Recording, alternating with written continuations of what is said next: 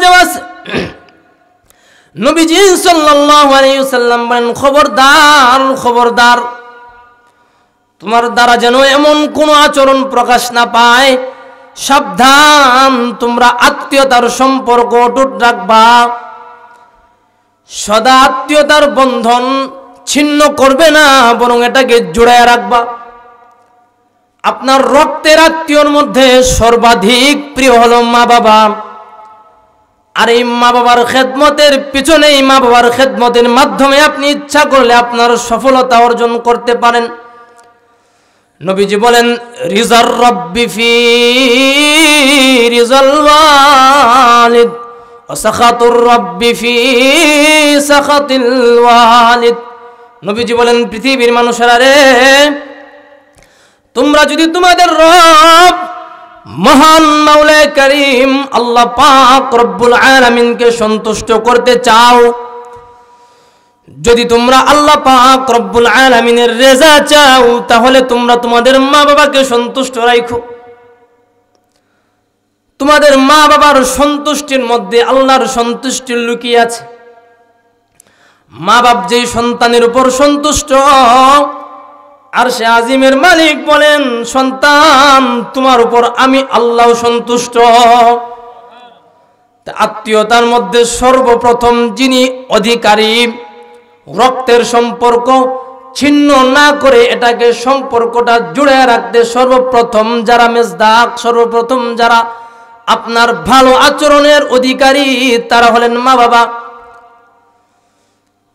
মা বাবার সাথে সম্পর্ক ঠিক রাখবেন, এর মানে এটা নয় শ্বশুর ও শাশুড়িদের সাথে বদাচরণ করবেন, বদাখলাকি করবেন।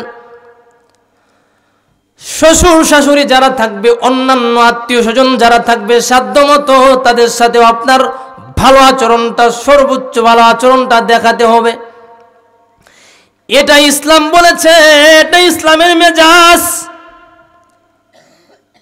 কিন্তু অন্যান্যদেরকে প্রাধান্য দিতে গিয়ে মা বাপ যেন নিচে না পড়ে যায়, অন্যান্যদের খোঁজ খবর নিতে গিয়ে মা বাবার কথা যেন আপনারা ভুলে না যান। এজন্য আল্লাহ পাক রব্বুল আলামিন তার নবীর মাধ্যমে জানা দিলেন, বন্ধু আপনার উম্মতকে বলে দেন 4টা কর্মসূচি। প্রথম নাম্বার হলো সালাম, দ্বিতীয় নম্বরের কর্মসূচি হলো মানুষের সহায়তায় নিজের সর্বস্ব নয়, নিজের সাধ্য অনুযায়ী ব্যয় করার চেষ্টা করা। 3 নম্বরের কর্মসূচি হলো আত্মীয়তার সম্পর্ক ছিন্ন না করে সেটাকে কায়েম রাখা, জুড়ে রাখা। 4 নম্বরে রাসূল পাক সাল্লাল্লাহু আলাইহি ওয়াসাল্লাম আরেকটা কর্মসূচি দিলেন, পৃথিবীর মানুষ যদি এই কাজ করতে পারো, আমি নবী আমার পবিত্র জবানে ঘোষণা করলাম, তাদখুলুনাল জান্নাতা বিসালাম। কিয়ামতের বিভীষিকাময় পরিস্থিতি, কিয়ামতের ভয়ঙ্কর দিনে আমি নবী আল্লাহর পক্ষ থেকে ঘোষণা করছি, তোমরা নিরাপদে নির্বিঘ্নে নিশ্চিন্তে আল্লাহর তৈরি জান্নাতের মেহমান হয়ে যাবে। 4 নম্বরের কর্মসূচি রাসূল পাক সাল্লাল্লাহু আলাইহি ওয়াসাল্লাম বলেন, ওয়াসাল্লু বিল্লাইলি ওয়ান নাসু নিয়াম। নির্জন প্রহরে, রাতের নির্জন গভীর রাতে সমস্ত মানুষ যখন ঘুমের ঘোরে আচ্ছন্ন থাকবে, উম্মত তখন তোমরা নামাজে দাঁড়িয়ে যেও। মানুষ যখন ঘুমের ঘোরে আচ্ছন্ন থাকে, তোমরা ওই সময়ে মাওলায়ে কারীমের কুদরতের কদমে তোমরা লুটিয়ে পড়ো। আপনারা অনেকেই বলতে পারেন, হুজুর মাওলায়ে কারীমের কাছে যাইতে তো শরম লাগে, জিন্দেগি গুনাহ করে ভরে ফেলেছি। গুনাহযুক্ত এই জীবন, গুনাহযুক্ত এই জিন্দেগি নিয়ে, গুনাহযুক্ত হায়াত নিয়ে আল্লাহর সামনে কিভাবে দাঁড়াবো? আল্লাহ কি আমাদেরকে গ্রহণ করবেন? আল্লাহ পাক রব্বুল আলামিন তার কালামে পাক ইরশাদ করেন, লা তাকনাতু মির রাহমাতিল্লাহ। আমার বান্দা বান্দিরা, রাতের অন্ধকারে দিনের আলোতে মানুষের চোখের আড়ালে যে যত গুনাহ করেছ চিন্তিত হওয়ার কোনো কারণ নাই। আমি মাওলায়ে কারীম তোমাদেরকে আশ্বাস দিলাম, নিরাশ হয়ে যেও না, আমি আল্লাহর উপর ভরসা রাখো। তুমি গুনাহ করতে করতে তোমার গুনাহ যদি আসমানের পরিধি ছাড়িয়ে যায়,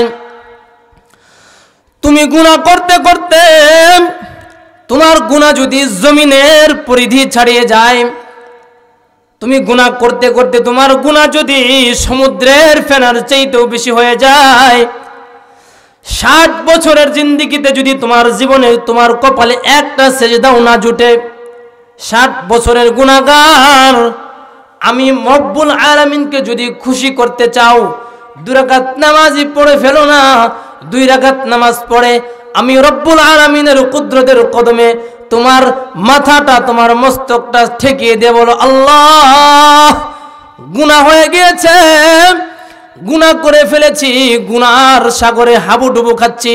ওগো রব্বুল আলামিন, আমি আমার ডানে তাকিয়ে দেখলাম কেউ নাই সহায়তা করার মতো, বামে তাকিয়ে দেখলাম সহায়তা করার মতো কেউ নাই, পিছনে দেখলাম সামনে দেখলাম কেউ নাই, বরং আমার আত্মীয় স্বজন পাড়া প্রতিবেশী ঘরের লোকজন পরিবারের মানুষগুলো তারাও যদি আমার গুনার কথা জেনে যায়, আমার স্ত্রী যদি আমার গুনার কথা জানতে পারে, আমাকে স্বামী হিসাবে স্বীকার করবে না।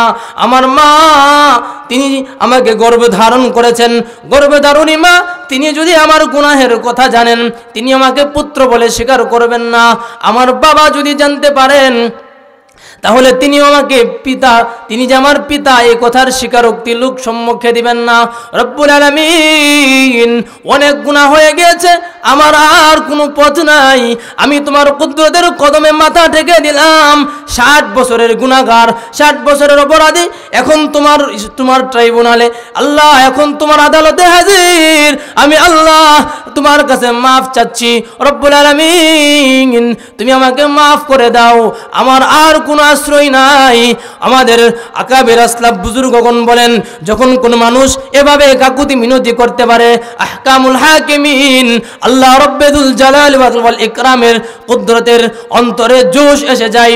মাওলায়ে কারীম বান্দার চোখ থেকে কেমন যেন পানিগুলো মুছে দেয় আর বলে, মাথা উঠাও, আমি আল্লাহ দুনিয়ার কোনো মানুষের নিজামকে ফলো করি না, আমি আল্লাহ কামুল হাকিমিন, আমি যা করব এগুলোর হিসাব নেওয়ার মতো কেউ নাই। মাথা উঠাও, আমি তোমার ক্রন্দন শুনেছি, আমি তোমার আহাজারি শুনেছি। পৃথিবীতে নিয়ম আছে, সন্তান যদি গুনাহ করে, সন্তান যদি অপরাধ করে আর অপরাধের কারণে বাবা যদি তাকে বাড়ি থেকে বের করে দেয়, ভাইয়েরা বের করে দেয়, বাবা হুঙ্কার দিয়ে দেয়, বাড়িতে আসলে কিন্তু ঠ্যাং ভেঙে ফেলবো, বাড়িতে আসবি তো তোর পায়ে পা কেটে ফেলবো, একেবারে অনেক কঠিন শাস্তি দেব।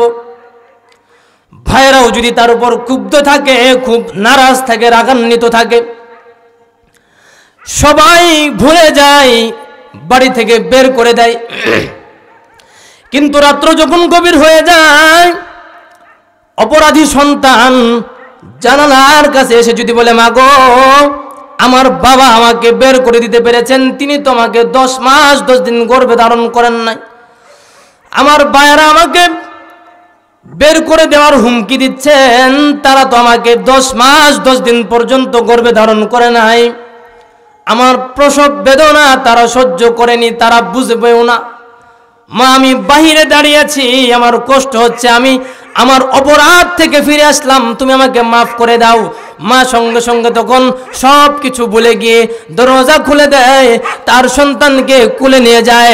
আল্লাহ রব্বুল আলামিন বলেন, পৃথিবীর মানুষ, তোমার গুনাহ যদি আসমানের পরিধি ছাড়িয়ে যায়, তোমার গুনাহ যদি জমিনের পরিধি ছাড়িয়ে যায়, তোমার গুনাহ যদি পাহাড়ে রাখলে পাহাড় ধসে যাওয়ার উপক্রম হয়ে যায়, এরপরেও আমি রব্বুল আলামিনের কুদরতের কদমে তোমার মাথা ঠেকিয়ে দিয়ে যদি আমি আল্লাহকে একবার ডাক দাও আর চোখের পানি ছেড়ে দিয়ে রহমানুর রহিম বলে আমি আল্লাহকে ডাকতে থাকো, তোমার চোখের পানির ফুটা তোমার চোখের পানির ফুটা গাল বেয়ে পড়ার আগে আমি আল্লাহ তোমার 60-70 বছরের সমস্ত গুনাহ খাতা মাফ করে দিয়ে নেককারদের তালিকাভুক্ত করে দেব।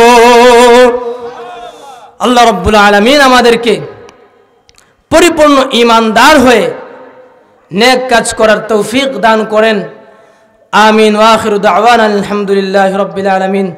আসসালামু আলাইকুম ওয়া রাহমাতুল্লাহি ওয়া বারাকাতুহু।